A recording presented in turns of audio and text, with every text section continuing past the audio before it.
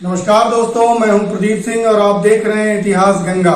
इतिहास गंगा के आज के इस अंक में हम बात करेंगे एक ऐसे आंदोलन की, हम बात करेंगे एक ऐसे मुहिम की जिसे मुस्लिम पृष्ठभूमि से लाया गया और ये कहा गया कि हमारे आका, हमारे खलीफा के अधिकार असुरक्षित कर दिए गए हैं, ब्रिटिशर्स ने हमारे साथ धोखा किया है। एक ऐसा आंदोलन जिसकी बागडोर नए भारतीय नेता के हाथों में सौंपी गई और जैसे ही उसने कमान संभाली, कई सारे हिंदू और कई सारे बड़े मुस्लिम नेता उसके विरोध में हो गए।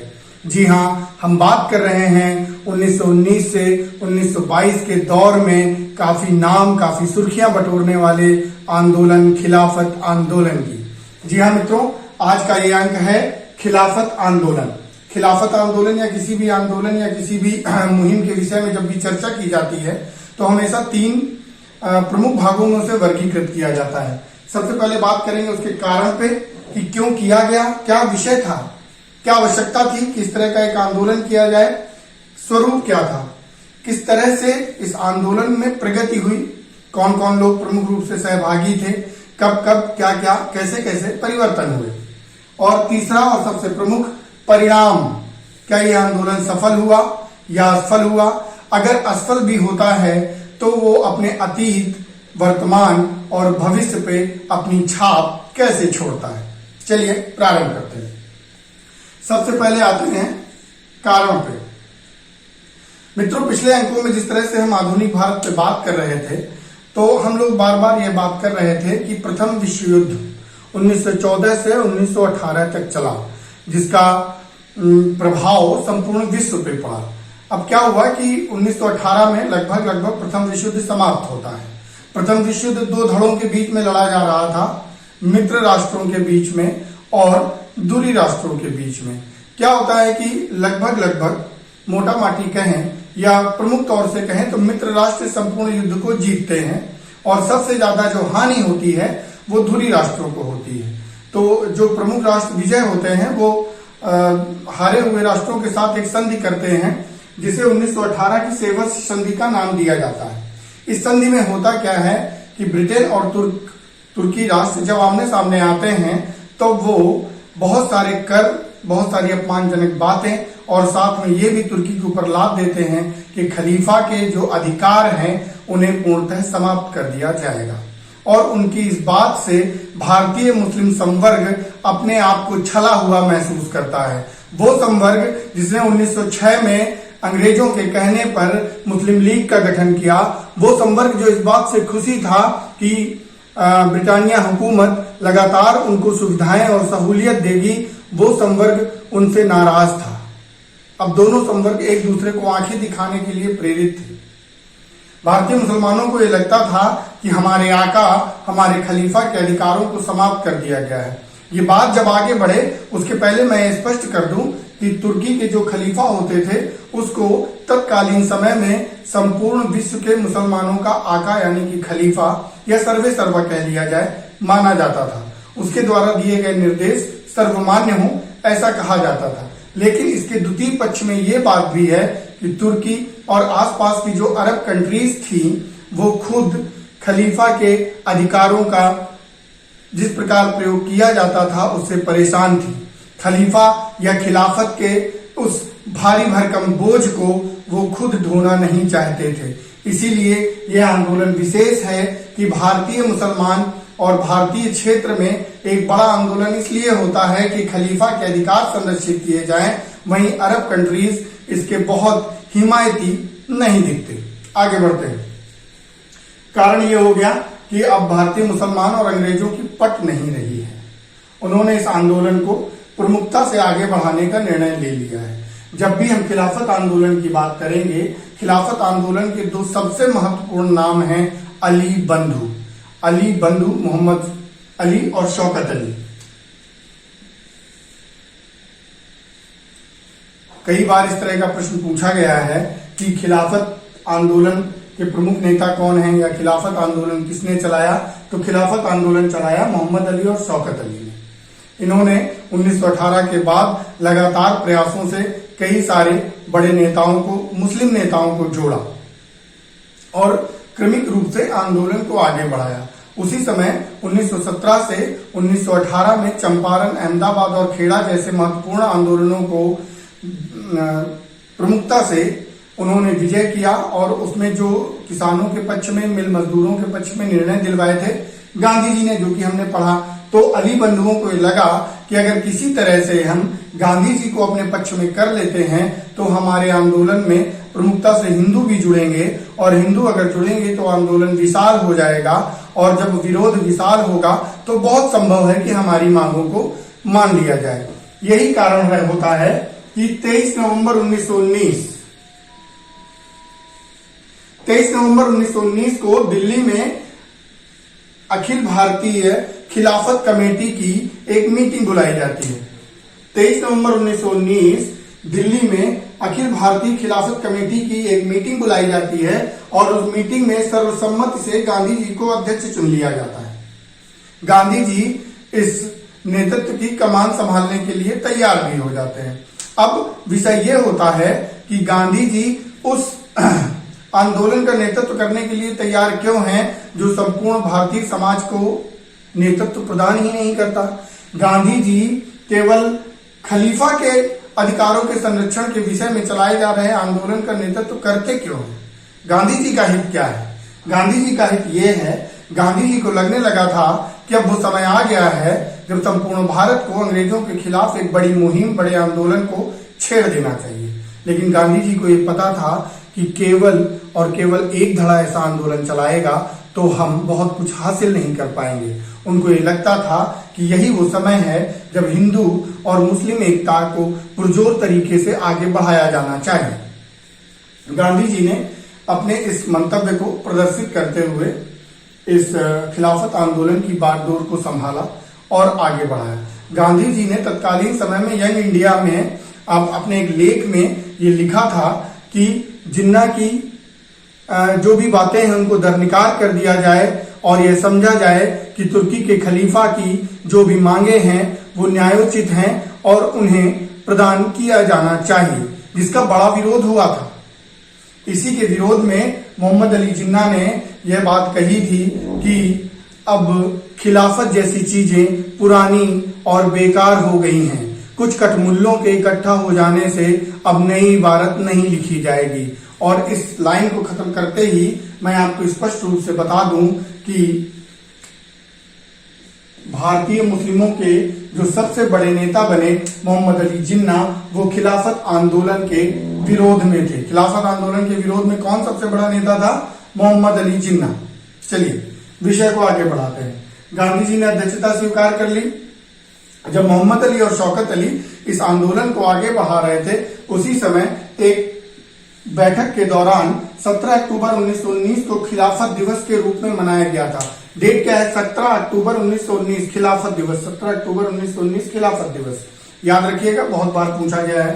17 अक्टूबर 1919 को खिलाफत दिवस मनाया गया। इसी से जुड़ा हुआ मैं आपको याद दिला दूं कि 16 अक्टूबर 1905 को शोक दिवस, काले दिवस के रूप में मनाया गया था जब बंगाल विभाजन हुआ था। 16 अक्टूबर 1905 को काला दिवस, शोक दिवस मनाया गया था बंगाल विभाजन के विरोध में, और 17 अक्टूबर 1919 को खिलाफत दिवस मनाया गया जो भी आंदोलनकारी खिलाफत आंदोलन को प्रमुखता से चला रहे थे, यानी शौकत अली और मोहम्मद अली। यहां पर यह बात कर लेना भी बड़ा जरूरी है कि मोहम्मद अली, शौकत अली के अलावा और कौन कौन से ऐसे मुस्लिम नेता थे जो इस आंदोलन में प्रमुखता से भाग ले रहे थे। जी हाँ, गांधी जी को अध्यक्षता सौंप दी गई थी। मोहम्मद अली, शौकत अली आंदोलन को प्रमुखता से चला रहे थे। उसके अलावा हकीम अजमल खां, अबुल कलाम आजाद, हसरत मोहानी, ये 4 प्रमुख नाम है। मौलाना अबुल कलाम आजाद अपनी पत्रिका अल हिलाल के माध्यम से, कई सारे लेखों के माध्यम से यह स्पष्ट कर रहे थे कि खिलाफत आंदोलन क्यों जरूरी है और अंग्रेजों ने किस प्रकार मुस्लिमों के साथ छल किया है। तो अल हिलाल किसकी पत्रिका है? अबुल कलाम आजाद। अल हिलाल, अबुल कलाम आजाद। ठीक। अब ये बात करते हैं कि इस आंदोलन की बागडोर तो गांधी जी ने संभाल ली, लेकिन गांधी जी ने इस आंदोलन की प्रगति में किया क्या, उनका योगदान क्या है? तो गांधी जी ने डॉक्टर अंसारी से गांधी जी ने निवेदन किया और उन्होंने कहा कि आपकी अध्यक्षता में, आपकी सदारत में एक शिष्टमंडल बनाया जाएगा और वो शिष्टमंडल इंग्लैंड जाएगा और इंग्लैंड में जाके वायसराय से मुलाकात करेगा। और ये जाता भी है, मुलाकात होती भी है, लेकिन मुलाकात बहुत ही ज्यादा प्रभावी नहीं रहती है। उसके कुछ दिनों बाद मार्च 1920 में अली बंधु, मोहम्मद अली और शौकत अली, मैं ये अली बंधु बार बार नाम इसलिए ले रहा हूं कि खिलाफत आंदोलन जैसे विषय का अगर सबसे महत्वपूर्ण प्रश्न है कोई, तो वो तीन ही है। सबसे पहले ये आंदोलन कब हुआ था, 1919 से 1922। खिलाफत दिवस कब मनाया जाता है, 17 अक्टूबर 1919। और प्रमुखता से इस आंदोलन को चला कौन रहा था, मोहम्मद अली और शौकत अली। अगर कई बार पूछे जाने वाले प्रश्नों की बात करें तो इस संपूर्ण विषय में तीन ही प्रश्न हैं, लेकिन अलग अलग परीक्षाओं में और भी अन्य कई प्रश्न पूछे गए हैं जिनको इस संपूर्ण विषय में मैं आपके साथ चर्चा करूंगा। आप उसे राइट डाउन करिएगा, लिखिएगा, इस वीडियो को कई बार देखिएगा तो आपको याद हो जाएंगे और क्रमशः याद हो जाएंगे। ठीक है, आगे बढ़ते हैं। एक शिष्टमंडल डॉक्टर अंसारी की अध्यक्षता में गया था और दूसरा शिष्टमंडल अली बंधुओं की अध्यक्षता में गया था। जब अली बंधु मार्च 1920 में वायसराय से मिले थे तब लग रहा था कि शायद कुछ हासिल हो जाएगा, लेकिन जैसे कि मैंने पहले भी बताया कि अरब कंट्रीज खुद नहीं चाहती थी कि खलीफा के जो भी प्रारंभिक अधिकार पहले से निर्धारित अधिकार हैं वो बने रहें। इस वजह से अंग्रेज भी भारतीय मुसलमानों की इस मुहिम को बहुत ज्यादा तवज्जो नहीं दे रही थी। जब गांधी जी को ये लगने लगा कि बहुत सारे हिंदू तो इस आंदोलन से जुड़ नहीं रहे हैं, तो कुछ ऐसा किया जाए जिससे हिंदू भी जुड़े। वैसे गांधी जी का महत्व बढ़ गया था, गांधी जी की बात पे सब एकत्र होने के लिए तैयार भी हो रहे थे।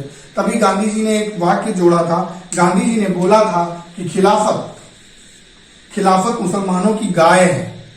और गाय, देखिएगा क्रोनोलॉजी समझिए यहां पे आंदोलन की। गाय क्या है, हिंदुओं की पूज्य है, और खलीफा मुसलमानों के आका हैं, मुसलमानों के लिए जरूरी है।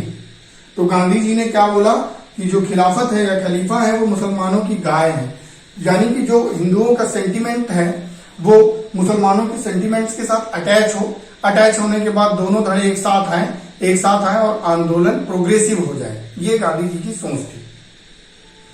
गांधी जी ने अपने जो भी हथकंडे इसमें यूज किए जा सकते थे यूज किए, आगे बढ़ाया। इसी समय क्या होता है कि एक कांग्रेस अधिवेशन होता है कलकत्ता में कांग्रेस अधिवेशन होता है और ये विशेष अधिवेशन है।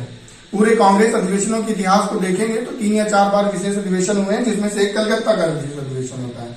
विशेष अधिवेशन की अध्यक्षता लाला जी करते हैं, लाला जी खुद इस अधिवेशन की अध्यक्षता करते हैं। और इस अध्यक्षता में खिलाफत आंदोलन को और मजबूत करने के लिए गांधी जी एक प्रस्ताव देते हैं कि हमको असहयोग आंदोलन चलाना चाहिए, और लाला जी इस प्रस्ताव को मान लेते हैं। और जो कांग्रेस कमेटी है वो भी इस प्रस्ताव को मानती है कि ठीक है, असहयोग आंदोलन चलाया जाना चाहिए। अब मित्रों, जब मैं असहयोग की बात कर रहा हूं खिलाफत आंदोलन के बीच में, तो जब हम इस पूरे इतिहास को ध्यान से पढ़ते हैं तब ये नहीं समझ में आता कि खिलाफत आंदोलन चल रहा है कि असहयोग आंदोलन चल रहा है।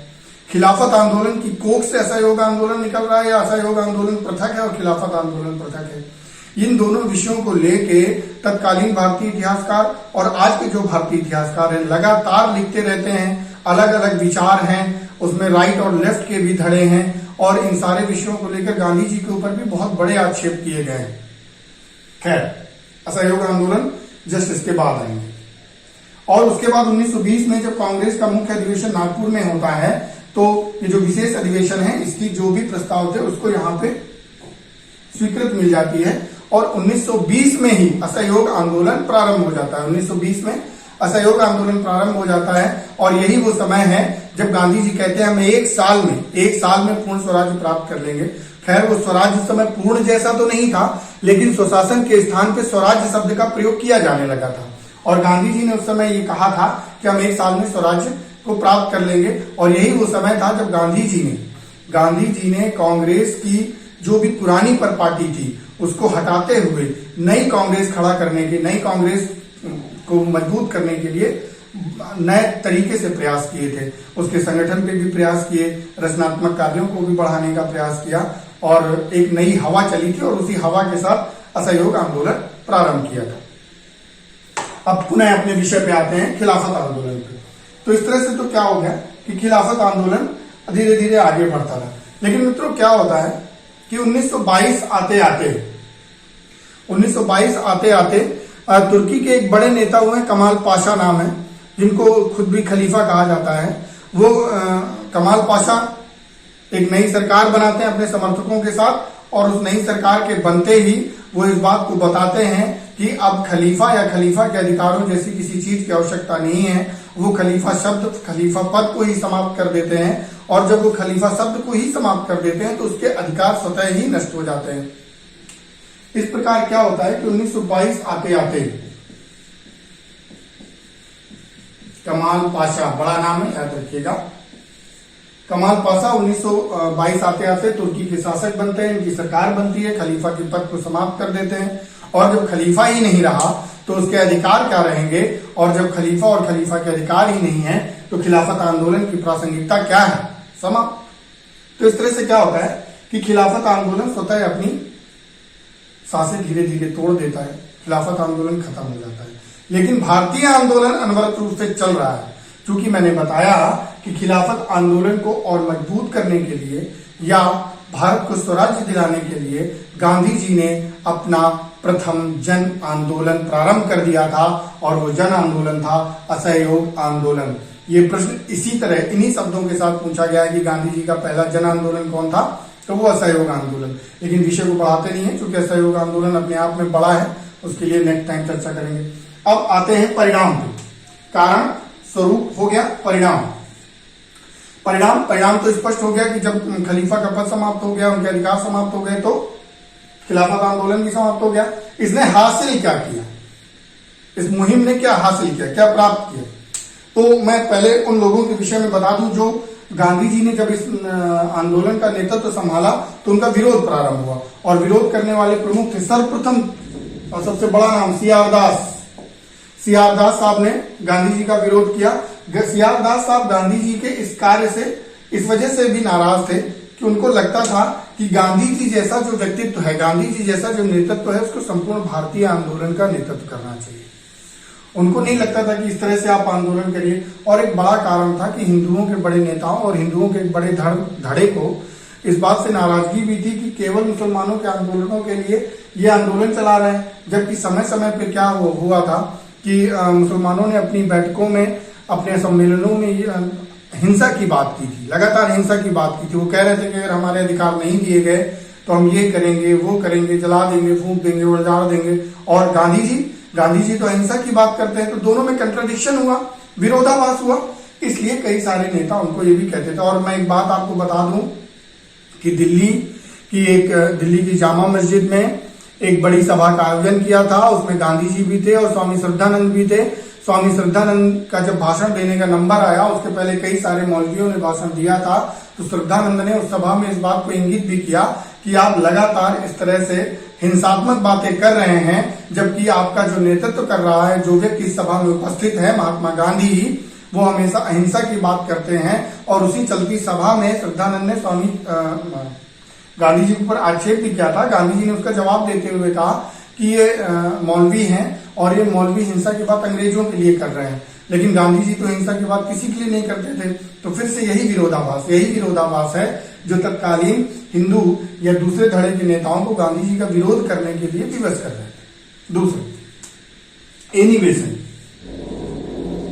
बेसेंट मैंने चूंकि बताया था कि 1917 के कांग्रेस कलकत्ता अधिवेशन में एनी बेसेंट प्रथम विदेशी महिला अध्यक्ष बनी थी, और होम रूल लीग सफलतापूर्वक वो लेके आई थी।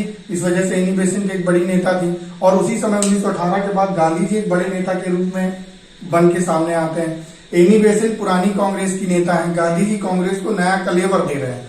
तो एनी बेसेंट ने कहा था कि खिलाफत गांधी एक्सप्रेस का तूफान है, और गांधी की इस आंधी में पुरानी कांग्रेस कहां उड़ गई पता ही नहीं चला। एनी बेसेंट ने यह भी कहा था कि खिलाफत आंदोलन भारतीय राष्ट्रीयता की आत्महत्या है। मेरे शब्दों को बहुत ध्यान से सुनिएगा। एनी बेसेंट ने कहा था खिलाफत आंदोलन के लिए कि ये भारतीय राष्ट्रीयता की आत्महत्या है। विपिन चंद्र पाल एनी बेसेंट के साथ गांधी जी का विरोध कर रहे थे। जीएस खापर्डे भी इस आंदोलन में गांधी जी के नेतृत्व को लेकर खफा थे। वो कह रहे थे कि गांधी जी खिलाफत फंड पे संपूर्ण देश का दौरा कर रहे हैं। खिलाफत फंड अखिल भारतीय खिलाफत कमेटी के अंतर्गत इकट्ठा किया जाता है। उनका भी वही कहना था कि गांधी जी जैसे नेतृत्व को ऐसे आंदोलनों का नेतृत्व करना चाहिए जो संपूर्ण भारतीय समाज का नेतृत्व करे। इस प्रकार ये तो वो विरोध के स्वर हो गए। एक पुस्तक थी जिसे बाबा साहब भीमराव अंबेडकर साहब ने लिखा था। पहले तो वो पंपलेट के रूप में थी, लेकिन बाद में बहुत सारे पत्रों को जोड़ के उसे थॉट्स ऑन पाकिस्तान के नाम से प्रकाशित किया गया। तो बाबा साहब ने इस संपूर्ण विषय को इतनी स्पष्टता से पृथक पृथक करते हैं कि ये लगता है कि वाकई में इस संपूर्ण विषय को इस दृष्टि से भी देखा जा सकता है। बाबा साहब कहते क्या है कि सच्चाई ये है कि असहयोग आंदोलन खिलाफत आंदोलन की कोख से उपजा हुआ एक आंदोलन है। कोई अगर ये समझता है कि असहयोग आंदोलन कांग्रेसी आंदोलन का एक हिस्सा है तो ये गलत है। उनका स्पष्ट रूप से कहना है कि जो असहयोग आंदोलन है वो असहयोग आंदोलन खिलाफत आंदोलन की देन है। मुस्लिमों ने खिलाफत आंदोलन खलीफा के समर्थन में चलाया, कांग्रेसियों ने खिलाफत आंदोलन भारतीय मुसलमानों के समर्थन में चलाया, और एक हिंदुओं का नाराज धड़ा खिलाफत से जुड़ जाए इसलिए उन्होंने बाद में उसमें असहयोग और स्वराज्य जैसे पुट को जोड़ दिया। इसलिए बाबा साहब बार बार ये कहते हैं और उनका ये मानना भी है कि असहयोग आंदोलन खिलाफत आंदोलन के उद्गम से निकली हुई जलधारा है। तो इस प्रकार ये मित्रों संपूर्ण विषय पूर्ण होता है और अगले अंक पे एक बड़ा आंदोलन है असहयोग आंदोलन, जिसके विषय में हम चर्चा करेंगे। जो महत्वपूर्ण बिंदु है उनको एक बार फिर से दोहराते हैं। खिलाफत आंदोलन 1919 से 1922 तक चलता है। 17 अक्टूबर 1922 को खिलाफत दिवस मनाया जाता है। नवंबर 1920 को दिल्ली की अध्यक्षता में गांधी जी को इसकी कमान संभाल दी जाती है। मोहम्मद अली शौकत अली इसके सबसे महत्वपूर्ण नेता हैं। गांधी जी इस नेतृत्वकर्ता बनते हैं। हकीम अजमल खान, अब्दुल कलाम आजाद, हजरत मोहानी इसके प्रमुख नेता हैं। हकीम अजमल खान अल हिलाल नाम की पत्रिका के माध्यम से इसका प्रचार प्रसार करते हैं। 2 शिष्टमंडल भेजे गए थे, डॉक्टर अंसारी और अली बंधुओं का। कांग्रेस अधिवेशन इस समय 1920 में 2 होते हैं, कलकत्ता में होता है जिसकी अध्यक्षता लाला जी करते हैं, और प्रमुख अधिवेशन नागपुर में होता है। खिलाफत को गांधी जी ने मुस्लिमों की गाय कहा था, याद रखिए। अगर कोई भी पॉइंट मिस हो रहा हो तो कमेंट बॉक्स में लिख के पूछ सकते हैं। वैसे महत्वपूर्ण सारे अंक इसमें हैं, सारे बिंदु हैं। आप बार बार वीडियो को देखिएगा, जो भी समझ में आता है आपको लगता है परीक्षा के दृष्टिकोण से महत्वपूर्ण है उसको राइट डाउन करिएगा। और बहुत अच्छा होगा कि आप इस वीडियो को 2-3 बार देखें, सारे बिंदुओं को याद कर लें और परीक्षा में सही करें। जय हिंद, जय भारत, वंदे मातरम।